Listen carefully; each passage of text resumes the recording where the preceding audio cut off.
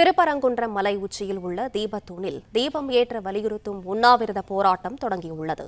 இதுகுறித்த மேலும் விவரங்களை செய்தியாளர் பாலமுருகன் வழங்க கேட்கலாம். பாலமுருகன், வணக்கம். விவரங்களை சொல்லுங்க. வணக்கம்.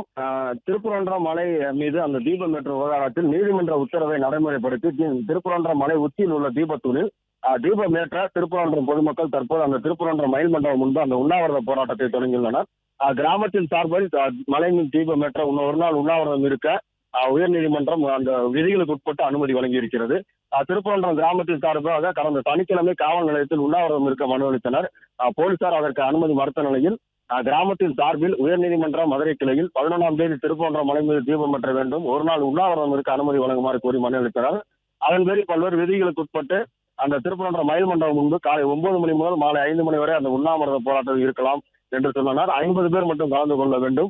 9 மணி முதல் 5 மணி வரைக்கும் அந்த இருக்க வேண்டும். கோஷம் போடக்கூடாது, தனி மனிதனை விமர்சிக்க கூடாது, வேறு அமைப்புகள் தவறாக பேசக்கூடாது, ஒளிபெருக்கிகள் அதிகம் யூஸ் பண்ணக்கூடாது, அரசியல் சாயம் இருக்கக்கூடாது என்ற பல்வேறு அந்த நிபந்தனையுடன் அந்த உண்ணாவிரத போராட்டத்திற்கு அனுமதி அளித்திருந்தது.